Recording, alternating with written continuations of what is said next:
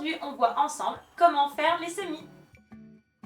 Hello tout le monde, j'espère que tout le monde va bien. On est dimanche et comme chaque dimanche, on se retrouve ensemble pour jardiner.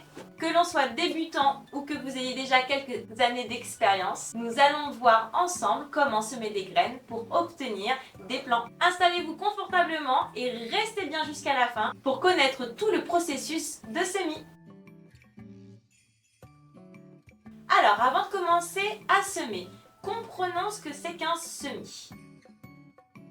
Les semis sont une méthode fantastique pour cultiver vos propres plants à partir de graines. Cela vous donne un contrôle total sur ce que vous cultivez, à savoir avoir une grande variété de plantes, des plus classiques aux plus insolites, économiser de l'argent sur le long terme et décider quand vous voulez semer. Et ça nous permet aussi d'avoir constamment des plantes au potager. Quand on sème, cela nous permet d'apprendre aussi davantage sur le cycle de vie et les besoins spécifiques et les techniques de soins de nos plantes. C'est une expérience éducative enrichissante et surtout rien n'égale la satisfaction de voir germer vos propres graines. C'est vraiment une expérience gratifiante qui renforce notre connexion avec le processus de croissance de nos plantes. Passons maintenant aux fournitures nécessaires pour faire les semis.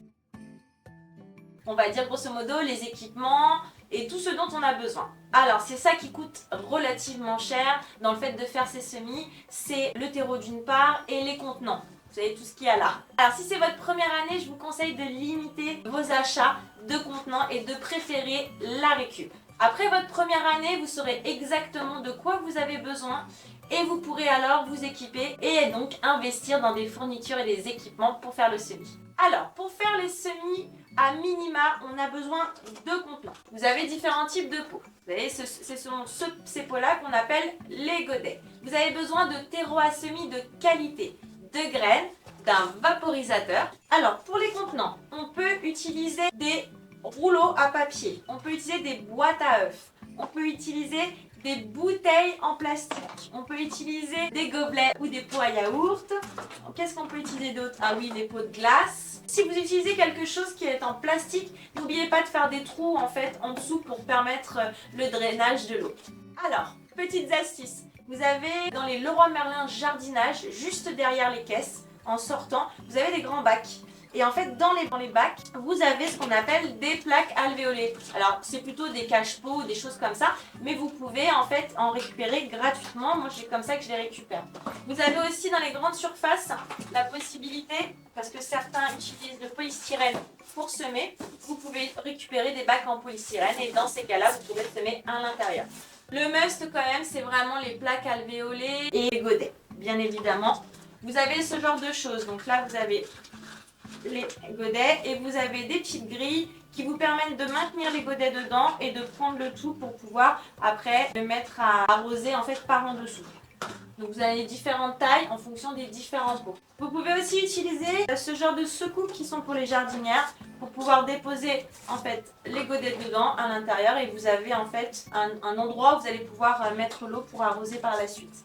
Qu'est-ce qu'on peut aussi récupérer? Vous avez ce type aussi de contenant. Vous avez aussi ce type de godet. Vous savez, les godets en espèce de papier mâché. Ça, c'est extrêmement cher. Donc voilà. Donc, vous en avez des carrés, mais vous en avez des ronds de toutes les tailles. Du plus petit au plus grand, bien évidemment. Les petits pots ronds sont plus faciles à trouver en récup. Ceux-là sont un peu plus difficiles. Mais quand on débute au potager, généralement, en fait, on achète des plants tout faits et donc on peut récupérer les godets des plants tout faits. Moi, ce que j'aime bien faire, effectivement, c'est de prendre des rouleaux de papier toilette, les mettre dans un contenant plus grand et puis du coup, j'ai plus qu'à remplir mes godets de terre et à semer.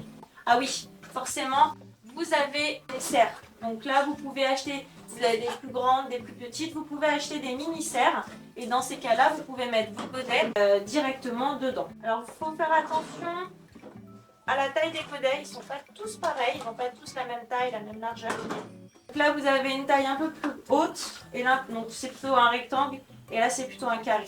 Donc ça dépend en fait du niveau et du système racinaire. Vous pouvez aussi semer directement dans des soucoupes. Ça sera pour le début parce que dès que les racines vont être importantes, il faudra le rempoter. Alors, pour démarrer le plus tôt possible les semis, on peut acheter effectivement des mini-serres et comme ça on peut les transporter à l'intérieur. On aura aussi besoin bien évidemment pour pouvoir semer d'une source de lumière qui est adéquate et d'une chaleur minimum. Transition toute faite pour passer maintenant au processus de germination. Donc voici les éléments clés qui favorisent le processus de germination. Le premier, c'est l'eau. Elle est cruciale pour amorcer le processus de germination. Elle va venir ramollir l'enveloppe de la graine et elle va déclencher tout un tas de processus biochimiques qui vont être nécessaires en fait à cette graine pour pouvoir grandir et se transformer en jeune plante. Le deuxième facteur, c'est la température. Chaque plante a sa propre plage de température idéale pour la germination. En règle générale, les graines ont besoin d'une température constante et appropriée pour amorcer cette germination. On est autour de, on va dire, 20 degrés en moyenne. Ça varie selon les espèces, mais beaucoup de plantes germent bien à des températures comprises entre 18 et 24 degrés. Ensuite, le troisième facteur, c'est l'oxygène. Les graines ont besoin d'oxygène pour le processus de respiration cellulaire qui est donc essentiel pour la croissance de nos plantes. Un sol bien aéré ou un milieu de germination bien aéré permet aux racines de se développer correctement. La lumière. Alors, certaines graines ont besoin de lumière pour germer, tandis que d'autres ont besoin d'obscurité pour germer. Donc en fait, il faut consulter les recommandations qui sont spécifiques à chacune de vos plantes. Les graines qui nécessitent de la lumière pour la germination peuvent simplement être posées à la surface de la terre. Et celles qui ont besoin d'obscurité, on met un petit couvercle et on empêche la lumière de passer. Le dernier facteur, c'est le terreau, la terre, le substrat. Il faut que vraiment on ait un terreau de qualité qui soit léger, aéré et qui va fournir les nutriments nécessaires aux jeunes plantules. Donc vous pouvez acheter des mélanges particuliers, mélange de terreau pour semis ou alors préparer le vôtre en combinant du terreau bien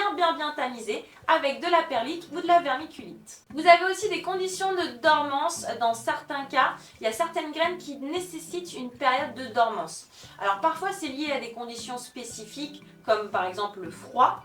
Certaines graines ont besoin d'avoir froid pour pouvoir germer.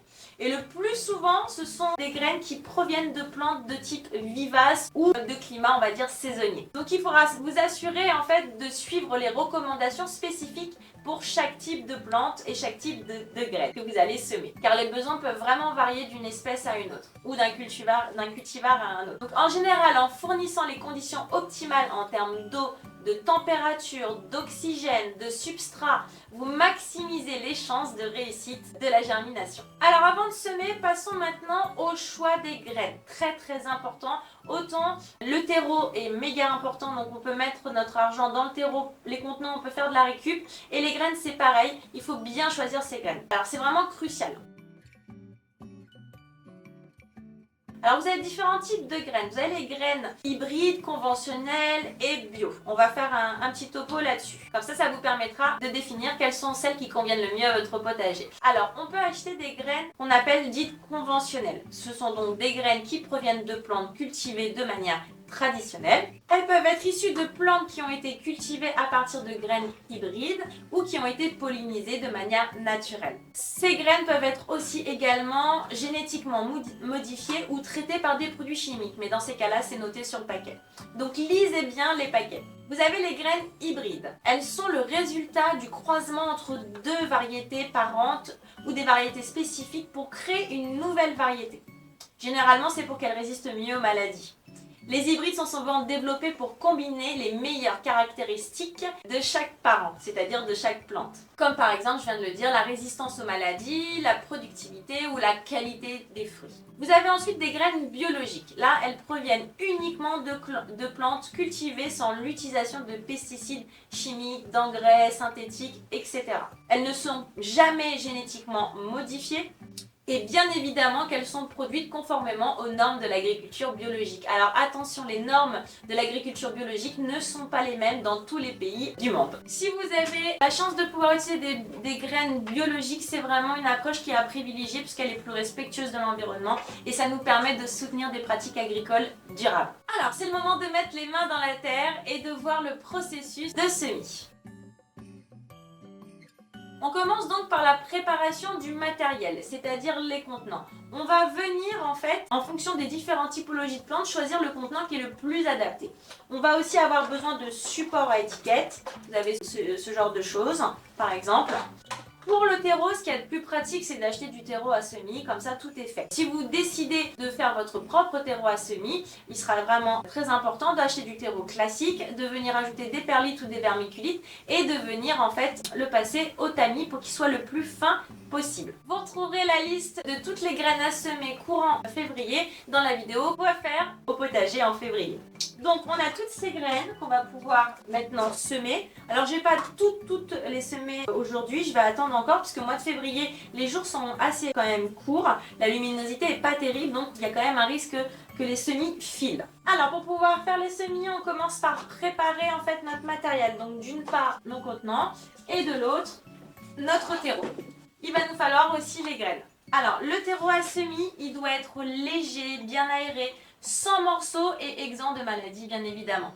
On va venir remplir en fait le terreau jusqu'à 1 à 2 cm du bord et on va tasser un petit peu pour venir éliminer les poches d'air parce que ça pourrait être néfaste au développement de la plante par la suite. Donc on humidifie le terreau, on utilise un vaporisateur pour pouvoir le faire délicatement. Il ne faut pas que le terreau soit détrempé parce que là l'objectif pour le moment c'est d'aider la graine à bien adhérer au terreau. On va placer quelques graines à la surface du terreau en les répartissant uniformément. Donc une fois qu'on a déposé nos graines, maximum 5 par godet, puisqu'après trop de rempotage et puis ça peut limiter en fait le développement et la germination, on va venir recouvrir de terre. Donc on recouvre en fait maximum 2 fois la taille de la graine. Et bien évidemment, une fois qu'on a recouvert, on va venir mettre un petit coup de pulvérisateur.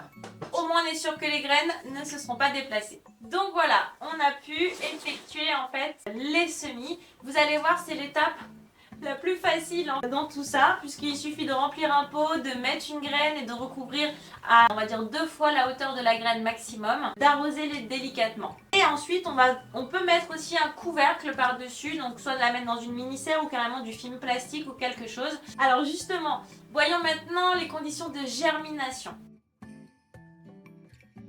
Nous allons devoir placer les godets dans un endroit chaud, idéalement 19-20 degrés, 24. Jusqu'à 24 degrés, dans un endroit qui est extrêmement lumineux. Il faudra surveiller attentivement les gobelets et détecter les premiers signes de germination. Alors ça peut prendre plusieurs jours à plusieurs semaines selon les plantes. Quand les plantules auront émergé, on retirera le couvercle s'il y en a un pour permettre une meilleure circulation de l'air et éviter les maladies cryptogamiques. Maintenant, passons aux soins que l'on doit apporter à nos graines en cours de germination ou à nos tout petits bébés plants. On doit maintenir un arrosage régulier en évitant toutefois de trop mouiller le terreau. L'idéal est d'arroser par en dessous. Donc, vous mettez de l'eau au fond de la cagette et vous venez faire prendre un bain à vos semis. Il faudra aussi absolument une source de lumière adéquate pour éviter l'étiolement des plantules et surtout qu'elles ne filent. Alors on peut mettre un couvercle sur les bébés plantules pour accentuer la chaleur et avoir toujours un terreau humide. Mais il faudra bien évidemment aérer chaque jour 15 à 30 minutes. Donc voilà, vous avez maintenant les bases pour commencer vos semis. N'oubliez pas d'être patient et attentif aux besoins de vos plants. Si vous avez des questions, n'hésitez pas à les poser dans les commentaires. Je vous laisse liker, je vous laisse vous abonner pour toujours plus de conseils sur la culture d'un potager santé. En attendant la prochaine vidéo, bon semis, prenez soin de vous et n'oubliez pas, faites de votre alimentation votre première médecine. Ciao ciao!